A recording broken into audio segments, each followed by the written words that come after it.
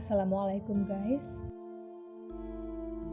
Di video kali ini aku akan membagikan sebuah cerita misteri berdasarkan kisah nyata tentang teror nenek sapu lidi dari rumah kosong.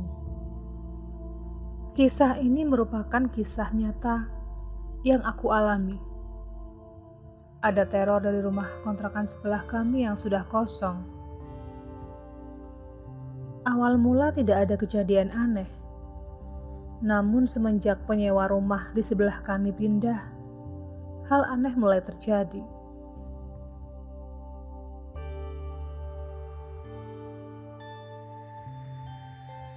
Dari mulai suara-suara ketukan sampai hal seram lainnya. Aku mencoba berpikir positif. Mungkin suara ketukan yang aku dengar berasal dari hewan. Apalagi saat itu, aku di rumah hanya berdua dengan anakku. Sementara suamiku bekerja di luar kota.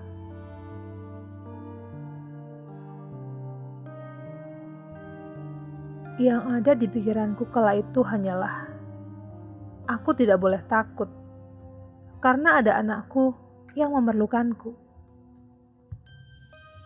Suara ketukan itu terus terdengar, dan suaranya pun berpindah-pindah. Bermula dari kamar, lalu pindah di lantai atas, dan pindah lagi di ruang tamu. Hingga kemudian, pada suatu malam, sekitar jam 12, aku mendengar seperti ada orang yang menyapu halaman di rumah kosong itu.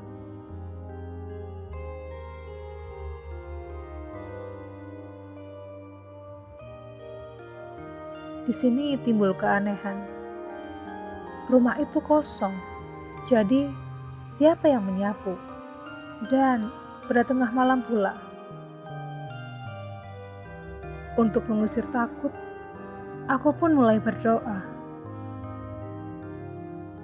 Dari penuturan tetanggaku, banyak yang melihat penampakan nenek-nenek sedang menyapu halaman dengan sapu lidi di rumah itu.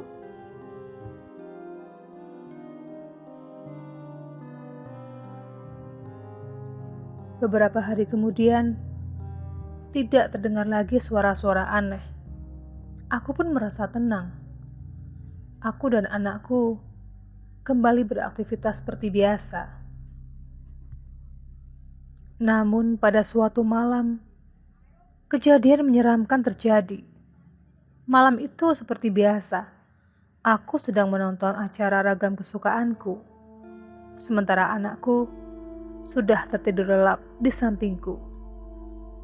Dan tepat jam 11 malam, keasyikan menonton pun terganggu oleh suara dari rumah kosong itu.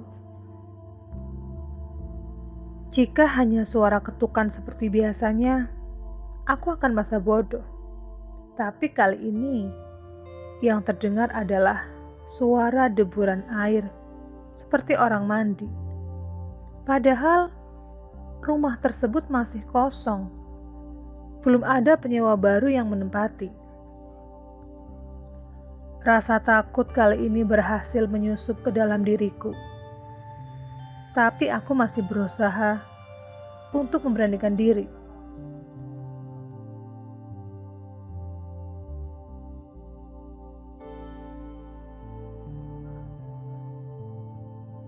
Aku mencoba berdoa dan terus berdoa. Segera aku matikan televisi dan mencoba untuk tidur. Ternyata keputusanku untuk tidur adalah keputusan yang salah. Dalam keadaan setengah tidur dan setengah sadar, aku melihat dari dinding tepat di sebelah kepalaku keluar secara perlahan sapu lidi yang sudah usang. Lalu perlahan-lahan, saat semua sapu lidi sudah masuk ke dalam kamarku, Di ujung gagang sapu lidi itu terlihat tangan berkeriput sedang menggenggam erat sapu lidinya. Aku ingin menjerit, tapi tidak ada suara yang keluar. Ingin bangun, tapi mata tidak mau terbuka.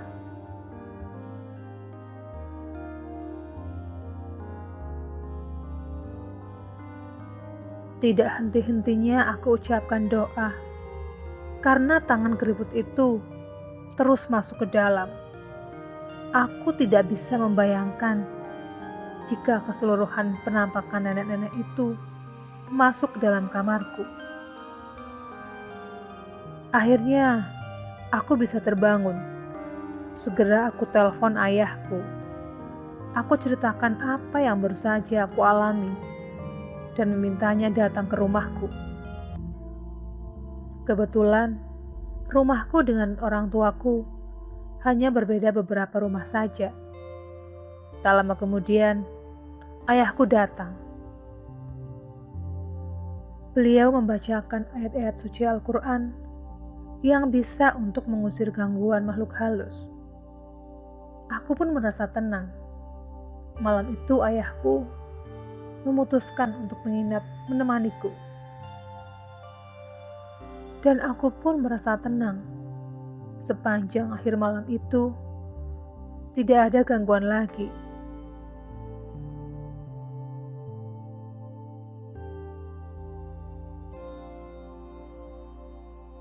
Keesokan harinya, aku mengetahui alasan penyewa lama rumah kosong itu pindah.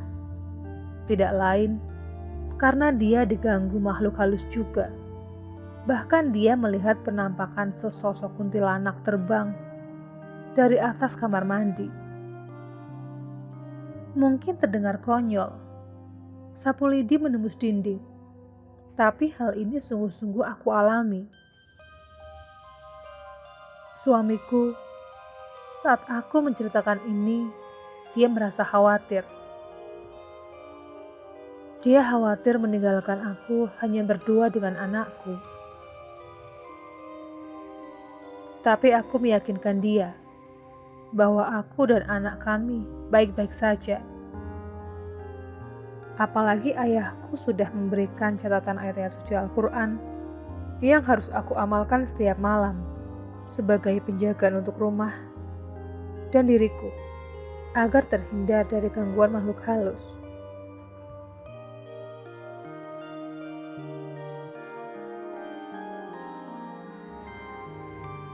Dan beberapa hari setelah aku mengamalkan itu, kakak iparku menyaksikan suatu hal yang menakjubkan ketika dia pulang dari kerja lembur. Dia berkata bahwa dia melihat di depan rumahku berdiri dua sosok berpakaian serba putih, seakan-akan sedang menjaga rumahku. Dan hingga kini, rumahku itu sudah tidak ada gangguan apapun dari makhluk halus. Demikianlah kisah seorang perempuan yang diganggu seorang nenek-nenek dengan sapu lidinya.